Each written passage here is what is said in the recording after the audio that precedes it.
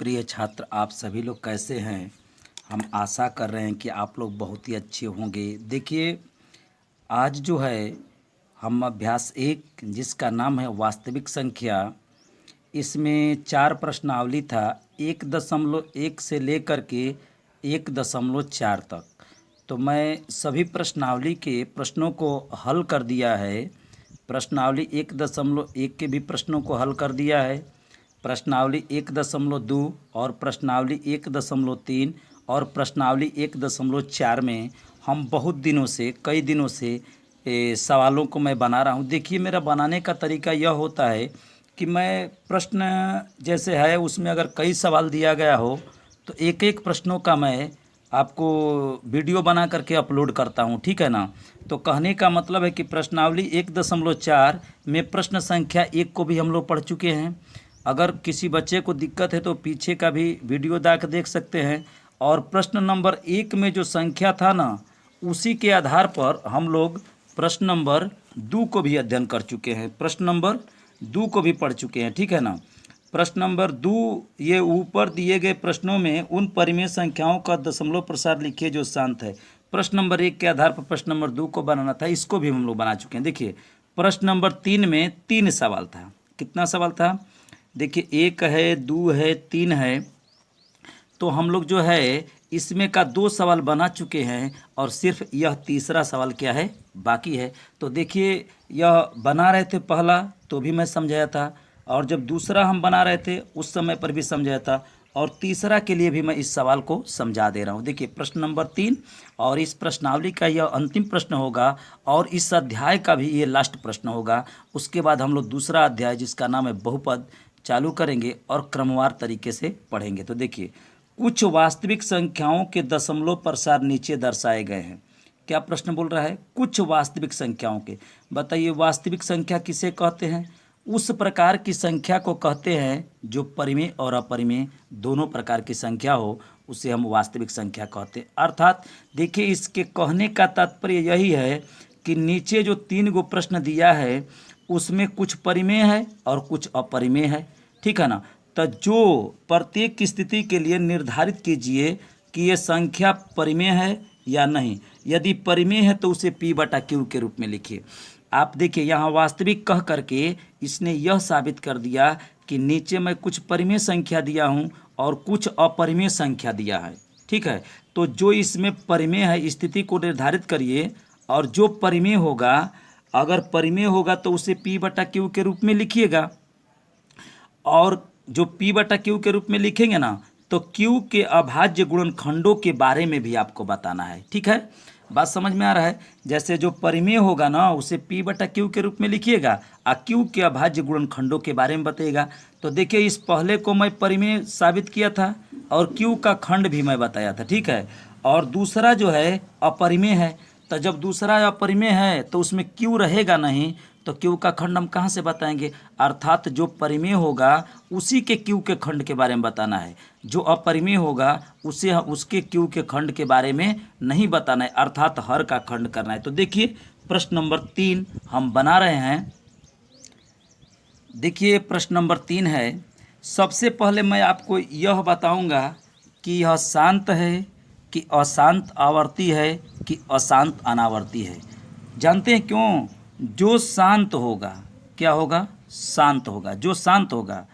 और जो अशांत अशांत आवर्ती होगा, अशांत आवर्ती होगा। बात समझिएगा, जो शांत होगा और जो अशांत आवर्ती होगा, तो यह दोनों जो है परिमेय होगा, परिमेय होगा, ठीक है। अगर हम इसको शांत साबित कर देंगे या अशांत आवर्ती साबित कर देंगे तब तो यह परिमेय होगा। लेकिन अगर अशांत अशांत अनावर्ती, यदि यह अशांत अनावर्ती होगा तब यह क्या होगा? अपरिमेय होगा। तो सबसे पहले हम आपको यह बता दे रहे हैं कि यह शांत है कि अशांत आवर्ती है कि अशांत अनावर्ती है। तो देखिए, अशांत आवर्ती अशांत अनावर्ती इस प्रश्न का दूसरा सवाल था। अब मैं इसको बता रहा हूँ। देखिए, जैसे समझिएगा, जैसे मान लीजिए कोई दशमलव में ऐसे संख्या लिखी गई हो, फिर देखिए ऐसे दशमलव में कोई संख्या लिखी गई हो, ठीक है, या इस प्रकार से लिखी गई हो, ठीक है, या ऐसे लिखी गई 0.10 100 100 ऐसे डैश डैश दिया गया हो। बात क्लियर हो रहा है। देखिए 4 अंक का मैं बात बता रहा हूँ, इससे अधिक आपके जो प्रश्नावली 1.4 में तीसरा सवाल में इससे अधिक नहीं पूछेगा। देखिए तो दशमलव में कोई संख्या दी गई हो और उसके ऊपर न तो बार लिखा हो और न ही डैश मारा हो, तो समझिएगा कि वह शांत है। समझिए, न ऊपर बार होगा न आगे डैश होगा, तो समझिएगा कि शांत है। देखिए दशमलव में कोई संख्या लिखी गई हो और दशमलव के बाद वाली कुछ संख्या के ऊपर यदि डैश मारा हो, तो देखिए आप इसको कहिएगा अशांत, या आगे ऐसे डैश मारा हो तो उसको भी कहिएगा आप अशांत। ठीक है, बात समझ रहे हैं। आगे डैश मारा हो तो उसको कहिएगा आप, मन संख्या के आगे ऐसे डैश हो तो यह हो जाएगा अशांत और यह भी होगा अशांत, लेकिन उसके ऊपर जब ऐसे बार मारा हो ना तो ये अशांत होगा और आवर्ती होगा। अर्थात कहने का मतलब है कि इसको ऐसे कर सकते हैं 4.23 और बार बार लिखेंगे 2 3 2 3 2 3। तो बताइए ये अशांत है क्योंकि डैश मारा है और उसके ऊपर बार है ना, तो उसी संख्या को आप बार बार लिख रहे हैं, इसका मतलब कि अशांत आवर्ती है। क्या है? अशांत आवर्ती है। तो देखिए यह अशांत आवर्ती है क्योंकि देखिए दशमलव के बाद संख्या है और उसके ऊपर बार मारा है, तो देखिए जो शांत होगा अशांत आवर्ती उसको क्या कहेंगे? परिमेय कहेंगे। और यहाँ पर देखिएगा, देख लीजिए थोड़ा सा क्योंकि लास्ट में चल रहा है। अब देखिए यह दशमलव के बाद 1 0 है, मैं समझाया हूँ ऐसा सवाल दूसरा है यह सवाल, और दशमलव के बाद देखिए 1 गो 0 है, जब गो यह है तबे गो यह है, फिर देखिए यहाँ पर 10 है, लेकिन 1 1 0 क्या होता जा रहा है? बढ़ता जा रहा है। तो यह अशांत है क्योंकि डैश मारा है और बार बार अंक इसमें बढ़ते जा रहे हैं, इसलिए क्या है? अनावर्ती है। ठीक है ना। और अगर ज़्यादा समझना हो तो दूसरा देख लीजिएगा। और यह बताइए अब यह क्या हो गया बताइए? यह अशांत हो गया क्योंकि उस पर बार मारा है। ठीक है ना। और इसी जितने पर इस लाइन खींचा है, अंडरलाइन जितना खींचा है ना, उसी अंकों को बार बार लिखेंगे, इसलिए यह अशांत आवर्ती हो गया। क्या हो गया? तो लिख रहे हैं हल में, इसको लिख रहे हैं हल में, सवाल को उतार रहे हैं 43.1 2 3 4 5 6 7 8 9 और ऐसे डैश किया है। ठीक है ना। तो लिखेंगे इसका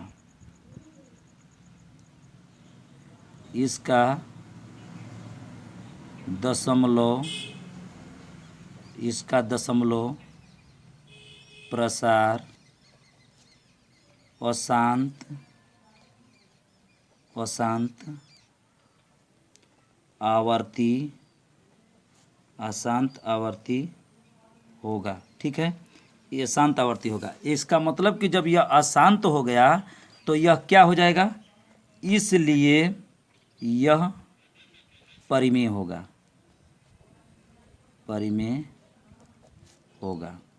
जानते हैं प्रश्न नंबर 3 का जो दूसरा सवाल है, जो तीसरा है, यह पहले जैसा है। देख लीजिए जो यह पहला में है ना, मिला के देखिए।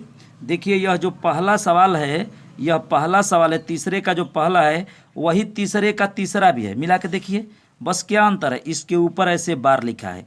तो बताइए इसको शांत आपने क्यों बोला था? क्योंकि न तो उसके ऊपर लाइन खींचा है, न ही उसके आगे डैश किया है, इसलिए इसको शांत आप बोले थे। आज जब यह शांत हुआ था तो इसको आप क्या बोल दिए थे?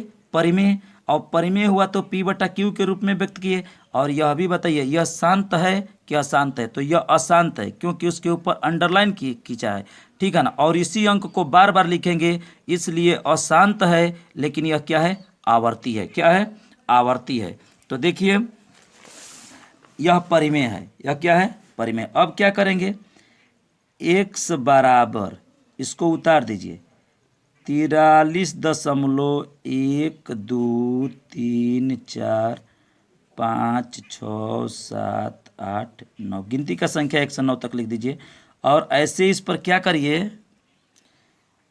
करिए आप ऐसे बार बना दीजिए और समीकरण नंबर इसको 1 लिख दीजिए। ठीक है। अब क्या करेंगे? अब कुछ करिए मत, देखिए इसके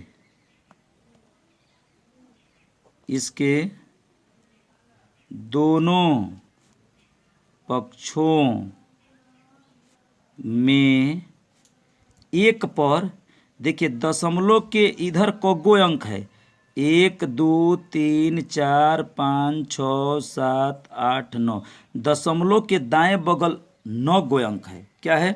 9 गो अंक है, इसलिए 1 पर 9 जीरो रख करके 1 2 3 4 5 6 7 8 9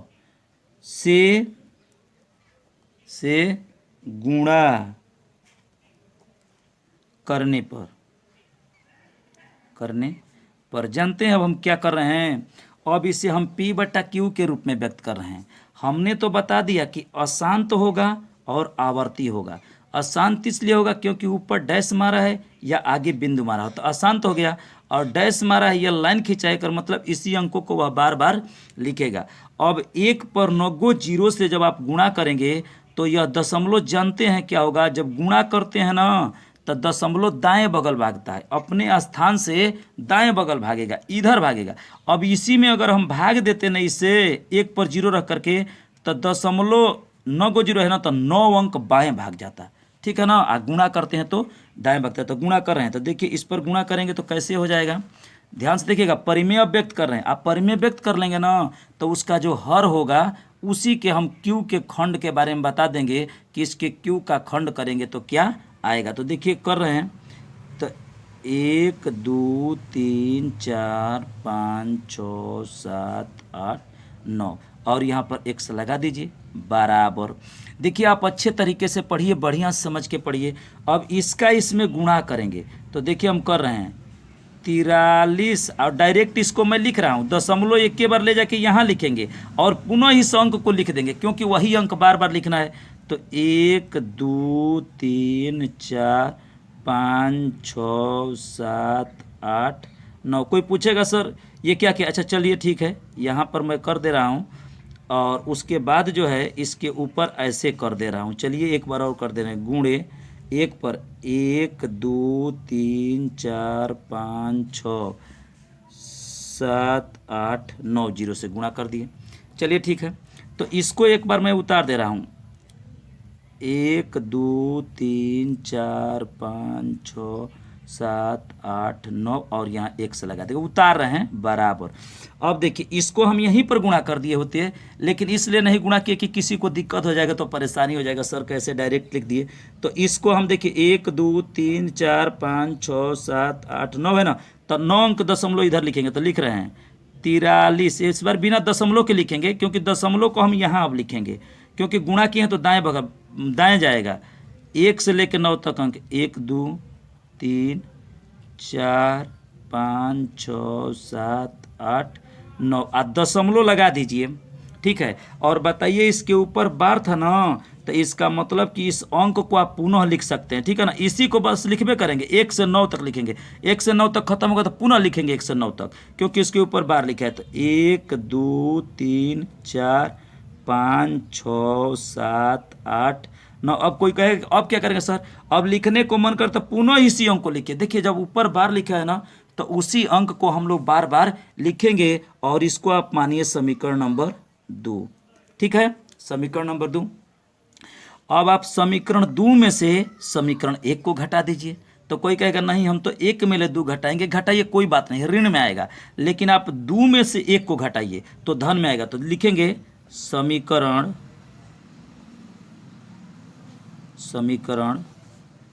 2 में से 1 को घटाने पर, समीकरण 2 में समीकरण 1 को घटाने पर, तो 2 में ले को घटाएंगे तो देखिए यह बायां है और बराबर के इधर दायां है और यहाँ पर भी बायां है और इधर बायां है। तो देखिए बाएं साइड से बाएं को घटाएंगे, इसमें से इसको घटाएंगे तो लिख दे रहे हैं, देखिए 1 2 3 4 5 6 7 8 9 यहाँ पर x ऋण। अब इस x को लिख दीजिए बराबर। अब देखिए क्या करेंगे, थोड़ा लंबी प्रक्रिया हो जाएगी, इसको ऊपर नीचे करेंगे। पहले हम इसको लिख रहे हैं 43 12 34 56 7 8 9। ये देखिए ये दशमलव। अब इसको लिख दे रहे हैं 1 2 3 4 5 6 7 8 और 9 हो गया। क्या हो गया? 9 हो गया। समझ में आ रहा है बात? अब देखिए क्या करेंगे। तो इसको तो लिख दिए और इसको घटाना है ना, तो नीचे मैं लिख दे रहा हूँ। तो देखिए घटाने का नियम है कि दशमलव के सोझाई पर दशमलव होना चाहिए। तो इधर लिख दीजिए आप 43 और इधर लिख दीजिए 1 2 3 4 5 6 7 8 9 और ऐसे ऋण कर दीजिए। ठीक। अब देखिए यहाँ पर अब घटा रहे हैं तो बताइए 1 पर 9 गो जीरो में से अगर ऐसे नहीं समझ में आता है तो देखिए हम एक बार और लिख रहे हैं। यहाँ पर x कॉमन ले लो तो हो जाएगा 1 2 3 4 5 6 7 8 9 ऋण x कॉमन हो गया तो यहाँ पर 1 बच गया ना। अब इसमें से 1 घटा देंगे तो बताइए 1 में से 0 में से 1 नहीं जाएगा तो कर देगा तो क्या हो जाएगा? यहाँ पर 9 हो जाएगा और यह 9 हो गया, यहाँ पर भी 9 हो गया, यहाँ पर भी 9 9 9 9 9 और 9 और यहाँ पर x गुणा कर देंगे। माने जगो जीरो रहेगा ना उसमें से अगर 1 घटाएंगे तो उतना 9 आएगा बराबर। लंबा है सवाल थोड़ा। अब देखिए इसको घटा दे रहे हैं लेकिन ध्यान से देखिएगा 0 0 0 ये भी 0, 5 वाला भी 0, 4 वाला 3 में से 3 गया 0, 2 में से 2 गया 0, 1 में से 1 गया 0। ठीक। और 9 में से 3 गया 6, यहाँ दशमलव लगा दीजिए और 8 में से 4 गया 4, ऊपर ले 7 6 इधर का अंक उतार दीजिए क्योंकि ये हासिल नहीं लिया है, ये छोटा अंक है ऊपर बड़ा है और यहाँ पर 5 हो जाएगा 4 3 2 1 4 3 हो गया ना। अब देखिए x बराबर ये गुणा है ना तो भाग में हो जाएगा तो 43 12 34 5 6 7 4 6। अब दशमलव के इधर वाला अंक लिखें या न लिखें उससे कोई दिक्कत नहीं है। अब ये गुणा है तो इसके में क्या हो जाएगा? भाग हो जाएगा। कितना 9 आएगा? 1 2 3 4 5 6 7 8 9। अब बताइए यह परिमेय संख्या हो गया कि नहीं हो गया? बटा में आ गया तो परिमेय हो गया। देखिए सबसे पहले हम इसे अशांत आवर्ती साबित किए। यह अशांत था क्योंकि इसके ऊपर डैश मारा था और यह आवर्ती हो गया। अशांत आवर्ती हुआ ना तब इसको हमने परिमेय साबित किया। क्या किया? परिमेय। क्योंकि अशांत होता है आवर्ती या शांत होता है तो परिमेय होता है। अब क्या करेंगे? इसके हर का खंड करेंगे। तो देखिए मैं बता रहा हूँ इस 9 को 9 लिख करके और उसको कटाएंगे ना तो जानते हैं क्या करेगा? यह 3 से कटेगा 2 बार। ठीक है ना, माने 3 से 2 बार कटेगा अर्थात इसके जब हर का खंड करेंगे तो इसके हर के खंड में 2 और 5 के अतिरिक्त कोई संख्या आएगी। ठीक है ना। तो यहाँ पर हम लिख सकते हैं कि अतः